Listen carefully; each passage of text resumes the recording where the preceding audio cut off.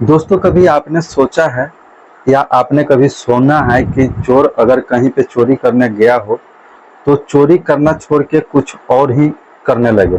बिल्कुल आप सही सुन रहे हैं दोस्त, चोरी करने गया था चोर, लेकिन घर में लेडीज अकेली थी तो चोरी करना छोड़ के उस लेडीज के साथ में मिल के कुछ ऐसा घटना को अंजाम देता है जिसके बारे में अगर आप भी सुनेंगे तो आप भी हैरान हो जाएंगे। दोस्तों, ये कहानी काफी रोचक है और ये कहानी शुरू से लास्ट तक आप सुनते हैं तो आपको इस कहानी से कुछ न कुछ सीखने को मिलेगा।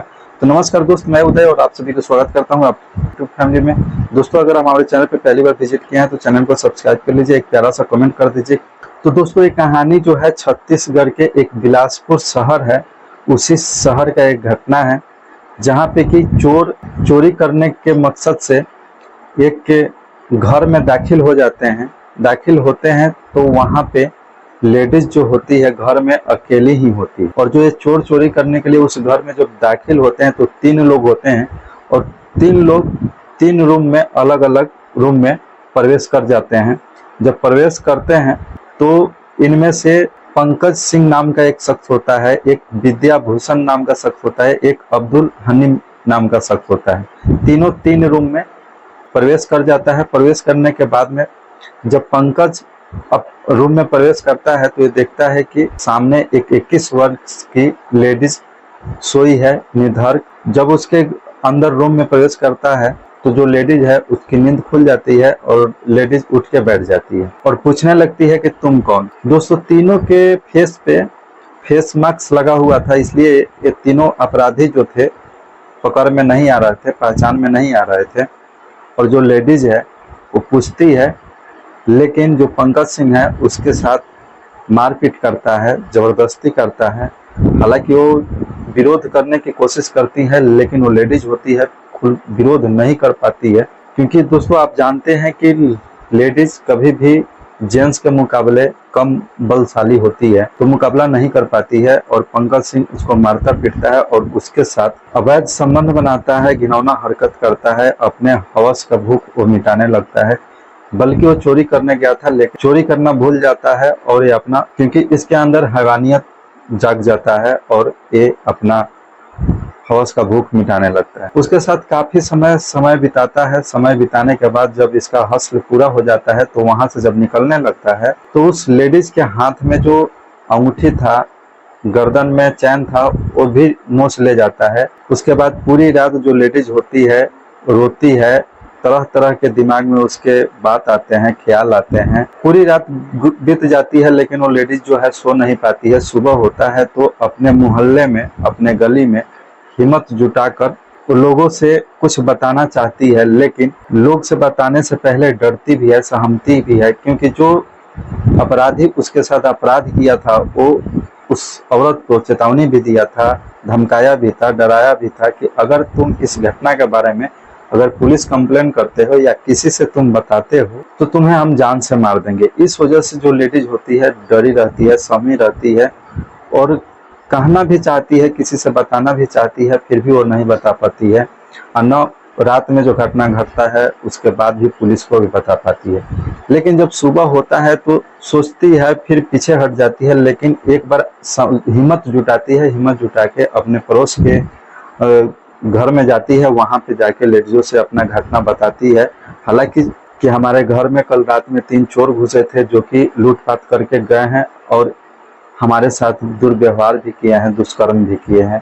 जब पड़ोस वाले सुनते हैं, जानते हैं तो बोलता है सब कि रात में हमको क्यों नहीं बताई। तो हमें बताने का मौका नहीं दिया, क्योंकि हम काफी चिल्लाने चीखने की कोशिश किए लेकिन हमारे साथ जबरदस्ती करके हाथ पैर बांध दिया था सब और हमारे साथ जबरदस्ती करने लगा सब। फिर जो पड़ोस के जो लेडीज होती है वहाँ के आस पड़ोस के, वो सब बोलती है कि चलो इसका कंप्लेन थाने में किया जाए। फिर जो लेडीज है थाने में जाना नहीं चाहती है लेकिन फिर भी हिम्मत करके जाती है और वहाँ पे सारे अपने घटनाक्रम को बताती है, बयां करती है। पुलिस प्रशासन घटना स्थल पे आता है, यहाँ पे अपना जांच करने की कोशिश करता है लेकिन कुछ उसको सुराग नहीं मिलता है। फिर पुलिस प्रशासन जो है अपने स्तर से जांच की प्रक्रिया शुरू करता है। उस शहर में जहाँ जहाँ सीसीटीवी कैमरा लगा होता है वहाँ के सीसी कैमरा को खंगालने की कोशिश करता है। उस शहर के टोटल 180 कैमरे लगे हुए थे, सारे 180 कैमरे को खंगालता है, क्योंकि सीसीटीवी कैमरा जब खंगालता है तो चोर तो दिख रहा होता है, लेकिन चोर जो फेस पे नकाब किया होता है वो पकड़ में नहीं आ रहा होता है। तो धीरे धीरे जब 180 कैमरे को खंगाला जाता है तो जो पंकज सिंह है फेस से अपना जो फेस मास्क होता है उसको हटा दिया होता है, तो वहां पे पकड़ा जाता है पंकज सिंह। फोटोज के अनुसार पंकज सिंह को गिरफ्तार किया जाता है, उससे पूछताछ किया जाता है, और बाकी जो उसके 2 और साथी आरोपी थे उसके बारे में भी पूछा जाता है। तो बताता है कि एक विद्याभूषण नाम का शख्स था और एक अब्दुल हसीम है जो कि हमारे साथ वो भी चोरी किया था। पुलिस प्रशासन उन दोनों को भी गिरफ्त में लेता है, गिरफ्तार करता है, और तीनों को चोरी के इल्जाम और दुष्कर्म करने के इल्जाम में तीनों को सजा हो जाता है, जेल हो जाता है। दोस्तों, अगर लेडीज के साथ जो चोर किया था, जो बदमाश किया था, जो डराया था, धमकाया था, अगर डरी रह जाती, सहमी रह जाती, तो शायद वो चोर आज भी आजाद खुले घूम रहे होते और ना जाने कितने क्राइम कर चुके होते। लेकिन उस लेडीज ने हिम्मत जुटा के अपने आस पड़ोस के लोगों से बताई, और आस पड़ोस के लोग उस लेडीज को सहयोग किया और थाने तक पहुंचाया, पुलिस प्रशासन तक पहुंचाया। वहां पुलिस प्रशासन से भी सही मदद मिला, और पुलिस प्रशासन ने इस घटनाक्रम को संज्ञान में लेते हुए, सीरियस होते हुए, इस घटनाक्रम के जितने भी अपराधी थे सभी को गिरफ्तार करके जेल में भेज दिया है। दोस्तों, इस वीडियो के माध्यम से आप सब क्या समझते हैं, आपके मन में क्या ख्याल आता है, आप कमेंट करके जरूर बताइएगा। दोस्तों, अगर आप घर में अकेले हैं तो कभी भी सोएं या रहें तो जितने भी खिड़की दरवाजे हैं उसको लॉक कर दें, उसके बाद ही अकेले सोएं अगर आप लेडीज हैं तो, क्योंकि अपना सुरक्षा खुद करना जरूरी होता है।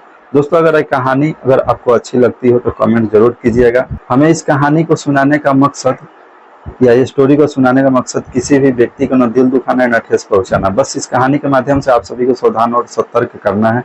तो मिलते हैं कोई अगले कहानी के साथ, अगले वीडियो के साथ, तब तक के लिए जय हिंद।